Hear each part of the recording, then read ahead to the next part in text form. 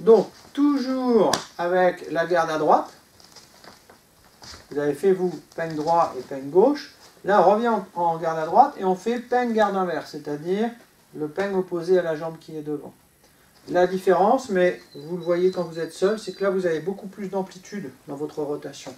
Là, pour absorber au niveau du lu, on n'a pas énormément d'amplitude. Elle suffit, hein, c'est pas la peine d'aller plus loin, mais on est un peu limité.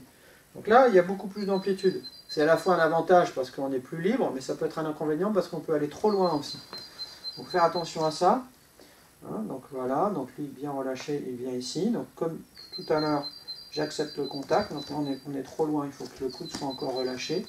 Je vais pouvoir tourner le bassin grâce au quoi. Mais là, je vais pouvoir aller beaucoup plus loin. Hein. Je pourrais vraiment l'emmener dans quelque chose tranquille. Mais là, l'idée, c'est pas d'exprimer complètement une absorption et puis une riposte. C'est de continuer, de faire un travail yin et yang. Ça veut dire que je ne vais pas aller trop loin ici. Je vais faire attention. Ça suffit, c'est suffisant. S'il venait vraiment, par exemple,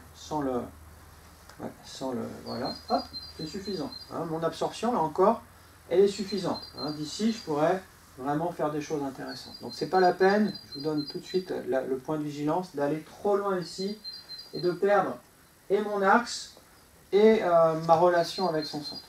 Donc, l'absorption, toujours le petit travail ici. Hop, quand je retourne ma main, il retourne son avant-bras pour me présenter un beau peigne. Et c'est à lui. Donc, bien lâché.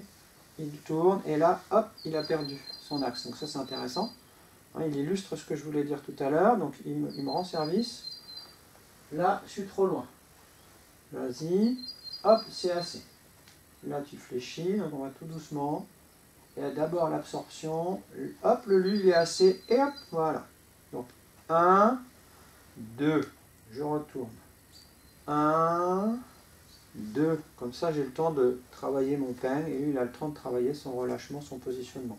Donc, pas sur la main, on voit souvent ça comme défaut, on est derrière. Donc 1, 2, passez par cette phase.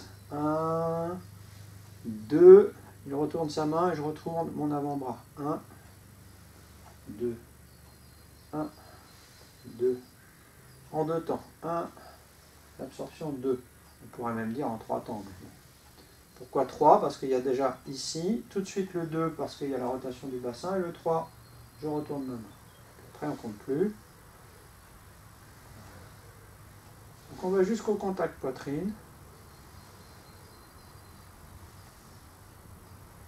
Et avec un beau travail de hanche. Donc là, peigne, garde inverse.